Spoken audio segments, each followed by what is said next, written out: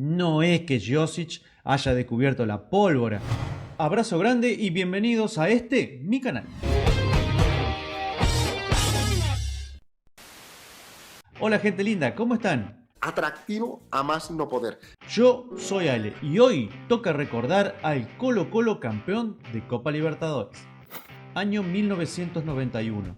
Boris Yeltsin es elegido como el primer presidente de Rusia, mientras varias de las ex repúblicas soviéticas hacen fila para independizarse.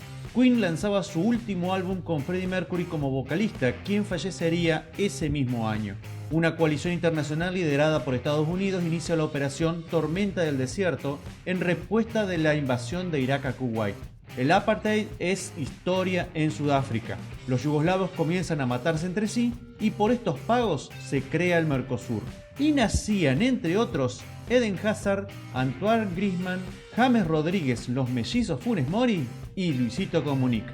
Vaya dato perturbador. Pero si 1991 marcó a mucha gente por todo lo que sucedió, imagínate para una gran parte de los futboleros chilenos. Por fin, luego de los intentos frustrados de 1973, 1975, 1981 y 1982, un equipo trasandino podía conocer lo que era levantar la copa más deseada a nivel clubes de Sudamérica. Y quien lograría esa hazaña sería el Club Social y Deportivo Colo-Colo. ¡Felicidades! En este informe no vamos a hablar sobre la campaña en sí, porque eso lo podés encontrar en Wikipedia. Me interesa mucho más revelar aquellos secretos que llevaron al popular cacique a la cima del subcontinente. ¡Ajá! Si tenés otra data, duda, corrección o simplemente querés comentar, a tu disposición tenés la caja de comentarios. Que nada se descarta. Sin más, vamos al equipo.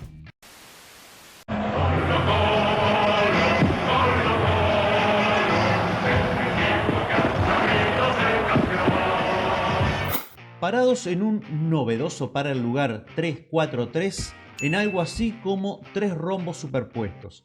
El arquero era Daniel Morón.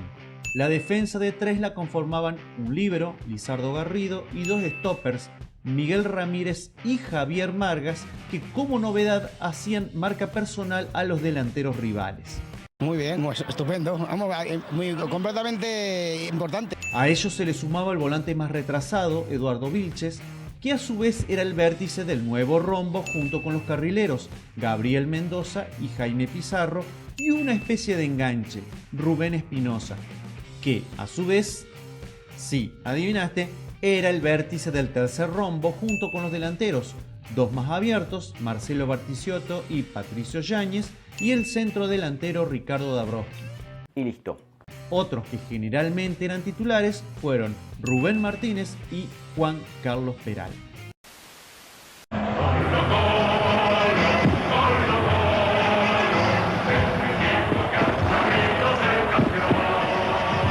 Muchos pensaban que 1990 era el año de los albos. Nombres propios sobraban: Morón, Espinosa, Garrido, Vilches, Pizarro, Barticciotto, Dabrowski, Sergio Díaz, Ormeño. Motivación por las nubes. Experiencia y confianza sobraban. El trabajo más que probado. Un proyecto al mando de Arturo Salá, que desde 1986 había logrado 6 títulos, además de ser el vigente bicampeón nacional y tricampeón de Copa Chile.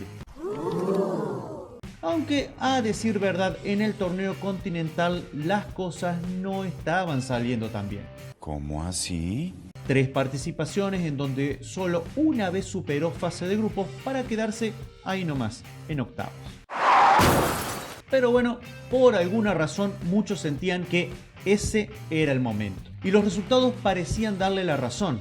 Primero en su grupo, lo que le daba el derecho a enfrentar, de acuerdo al reglamento de la época, a alguno de los terceros de los otros grupos. Y le tocó el Vasco da Gama de Brasil. En la ida en Río, un empate en 0 dejaba todo listo para que el cacique definiera la llave de local.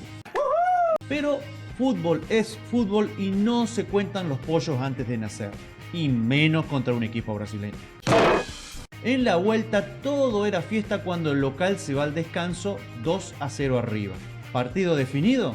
No. El descuento, recién empezado el complemento y el transitorio empate del recordado Roberto Dinamita ya hacía transpirar más de la cuenta a los 70.000 espectadores que se habían acercado al Estadio Nacional.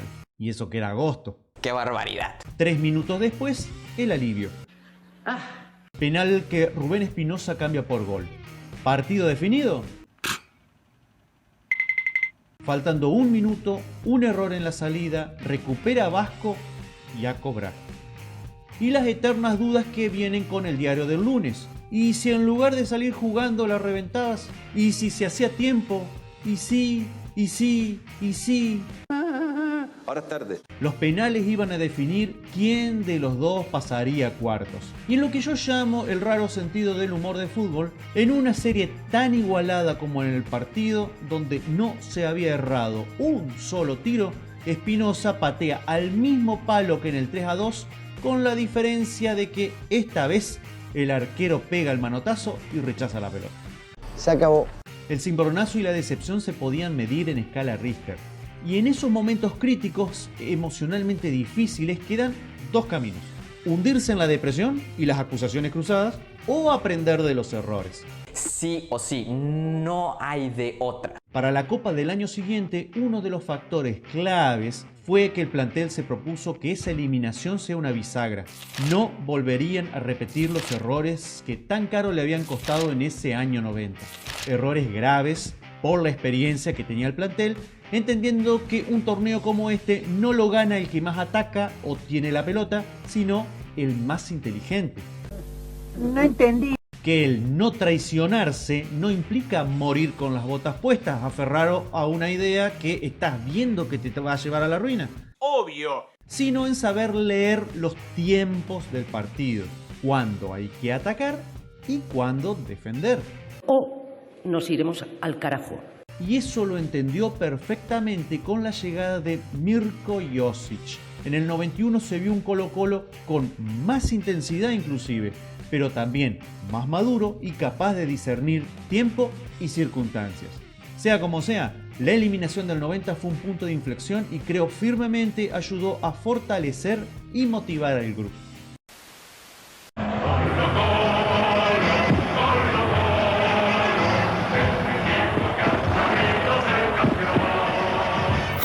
Si uno ve los números de la campaña del 91, lo primero que llamará la atención es la espectacular campaña de local. 7 jugados, 7 ganados, 20 goles a favor y solo 3 en contra.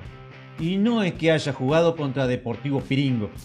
Barcelona de Ecuador, vigente subcampeón, Universitario, base de la selección peruana y 3 gigantes sudamericanos. Nacional de Uruguay, el Boca del maestro Tavares, Batistuta y Latorre y el histórico Olimpia de Luis Cubillo. ¿Qué cambió para que de quedar eliminado de local en un solo año se volviera imbatible en Santiago? Acá hay otro secreto. A diferencia de la Copa anterior, que hizo de local en el Estadio Nacional, en el 91 Colo-Colo volvió a su estadio. ¿Por qué? El porqué de ese cambiazo te lo explico ahora. La historia del monumental David Arellano está emparentada con dos cracks chilenos, Carlos Caselli y Hugo Rubio. Hacía como 20 años que los dirigentes colocolinos pensaban en un estadio propio, pero recién lo pudieron levantar en el 1975 gracias al dinero de la venta de Caselli al Levante de España. Y no es que estuviera listo, había varios detalles importantes que terminar, como baños y asientos decentes y demás comodidades. Así que después de unos pocos partidos no quedó otra que irse como llegaron al Nacional. Recién volverían en septiembre de 1989, cuando con los recursos provenientes de la venta de Rubio al Bologna de Italia se realizaron las terminaciones necesarias, lo que permitió habilitarlo definitivamente. Claro, habilitado solo para la liga chilena, ya que para jugar a nivel Conmebol había otras exigencias, entre ellas la iluminación. Pero por el momento ¡Queda! no fue hasta que la dirigencia descubrió la importancia del recinto como factor de presión al visitante, más que nada luego del partido con Vasco, que se decidió terminarlo de una buena vez. Ahora sí. Y es que el Monumental tiene dos particularidades que lo hacen complejo para los visitantes. La primera es que está construido en un pozo. Y se marchó. Lo que en televisión se ve como la parte de arriba de las tribunas es, en realidad, las entradas desde la calle. Algo parecido acá en Argentina al Malvinas Argentinas de Mendoza o al Minela de Mar del Plata. Claro. La segunda es que la hinchada está a solo 5 metros del terreno de juego, diferente al Nacional donde estaba separada por toda la pista atlética. Si juntamos ambas particularidades, el Monumental se convierte en uno de esos estadios donde más se siente la presión del público. Para esto era. Así que, medio a contrarreloj en febrero del 91 y a menos de 2 semanas de su debut como local en Libertadores, la dirigencia inaugura la nueva iluminación, lo que le permite por fin jugar la Copa ahora sí como locales de verdad.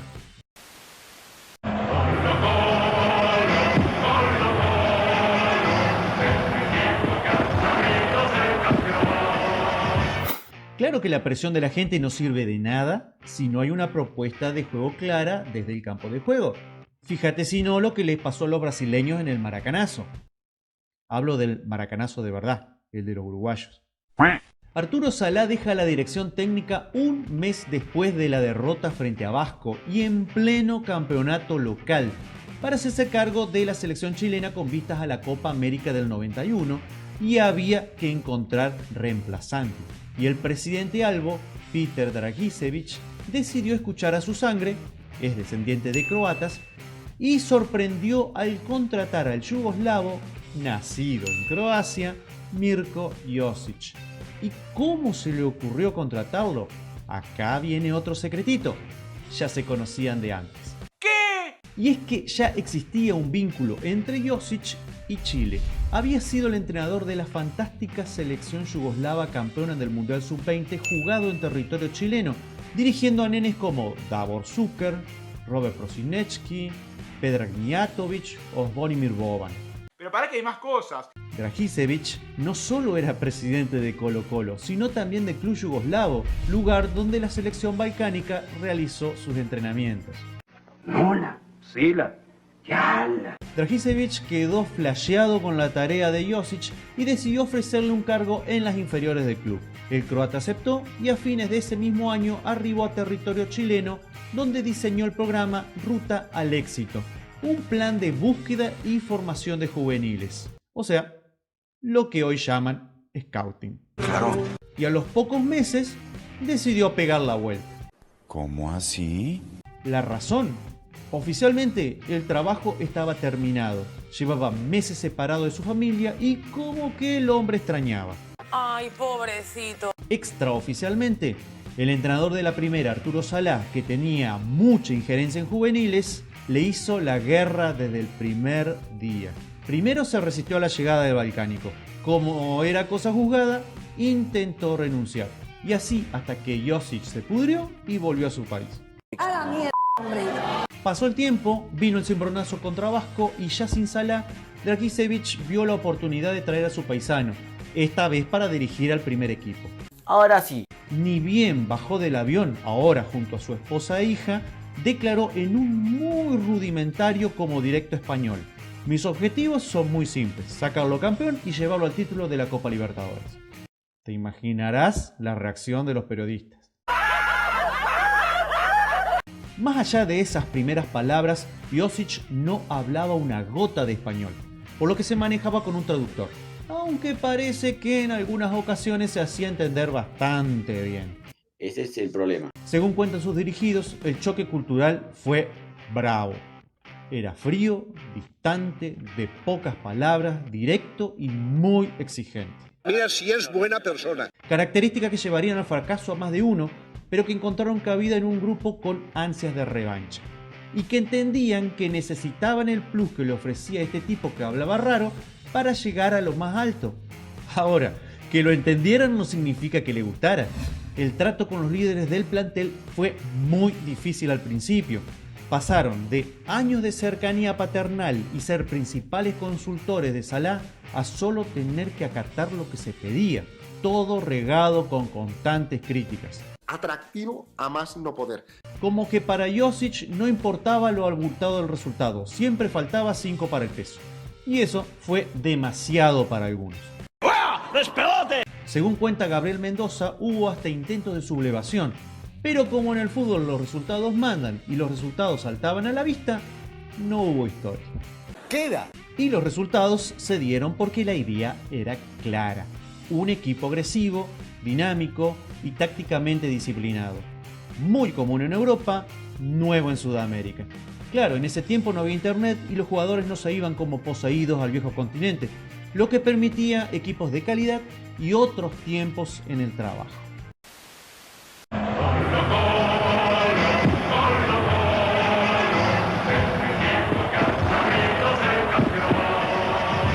Hay que ser sinceros, ganar el campeonato facilitó enormemente la cosa.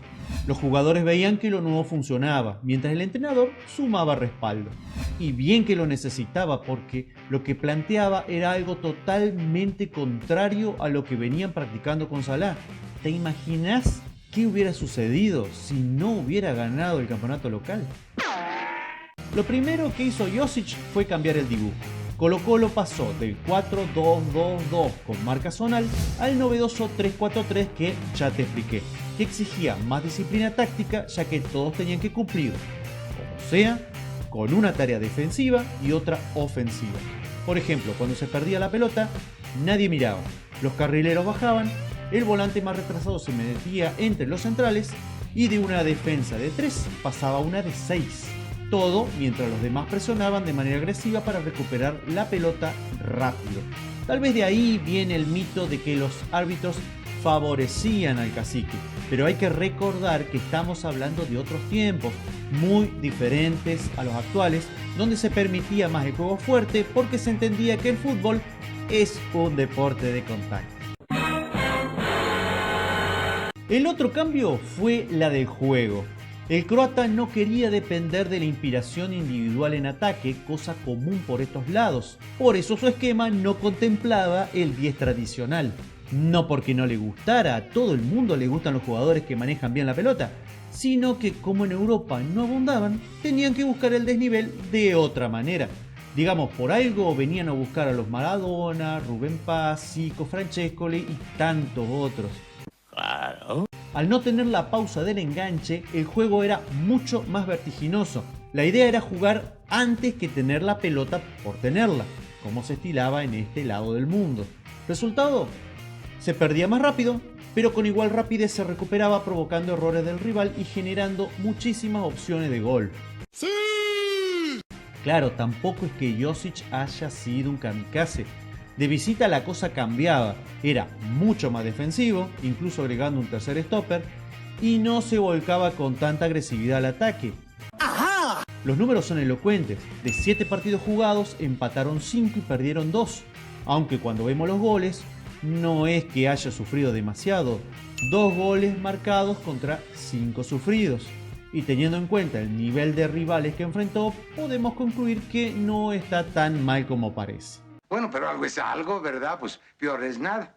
Sin dudas, lo que le trajo mayor satisfacción fueron las incorporaciones. En el 90 Josic llegó en medio del campeonato, por lo que se tuvo que conformar con lo que tenía. Aplicó lo de los 3 rombos, cambió el esquema, pero como que era improvisar mucho. Y esa palabra no estaba en su diccionario.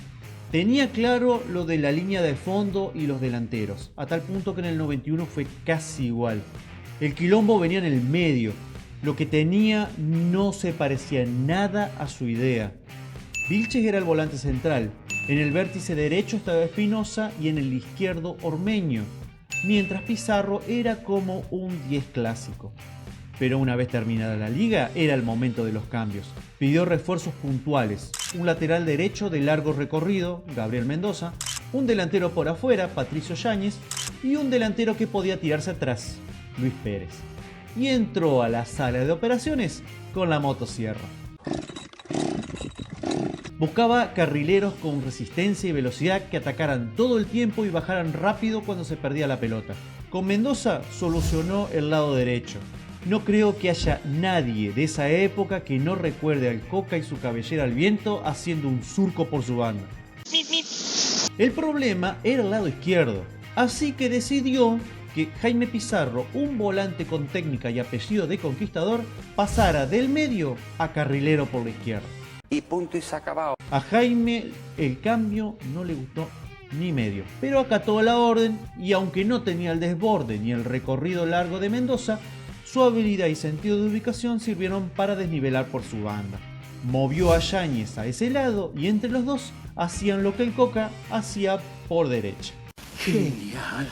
Y luego están los tapados.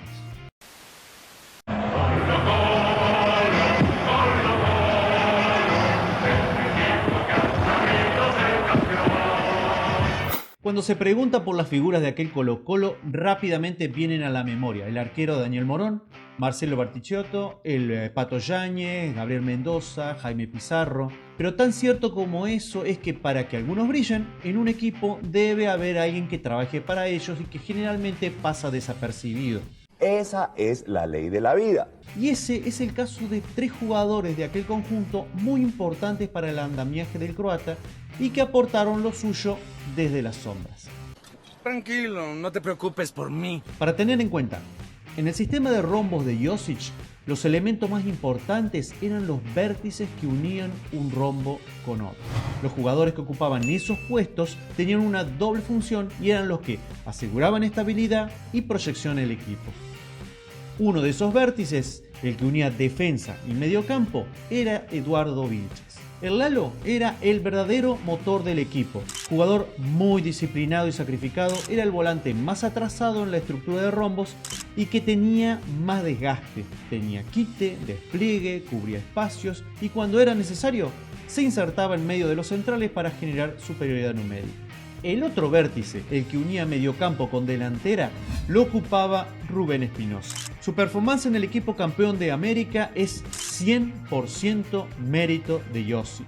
Ya hablamos de que en la mente del croata no existía el 10 clásico sudamericano, ese 10 con mucha técnica, pausa, lento y a veces lagunero.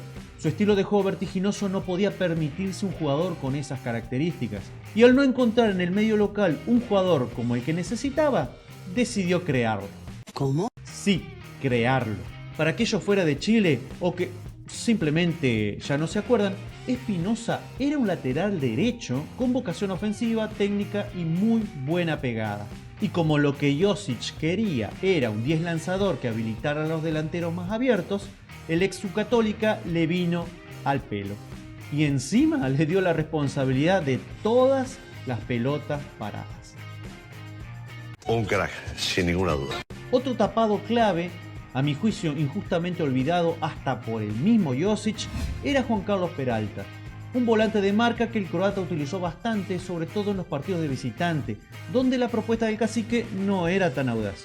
Gracias a su generoso despliegue, era el comodín. Así de fácil. Algunas veces en el medio, siendo la rueda de auxilio de Vilches, otras metido entre Ramírez y Margas como tercer stopper, suplantando al mismo Margas o entrando desde el banco.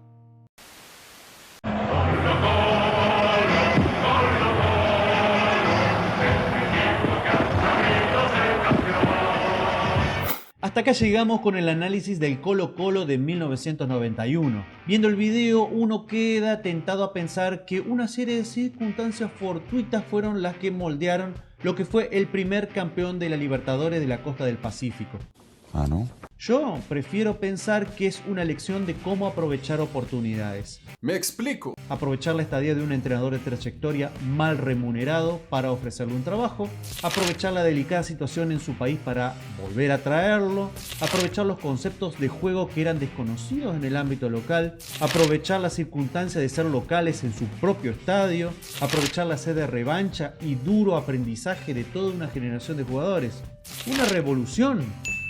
No es que Josic haya descubierto la pólvora, solo se limitó a extrapolar conceptos que manejaba a un medio que no los conocía. Le ayudaron los árbitros, que así no se juega, muy mecánico, mal arreado. Campeón de América y listo.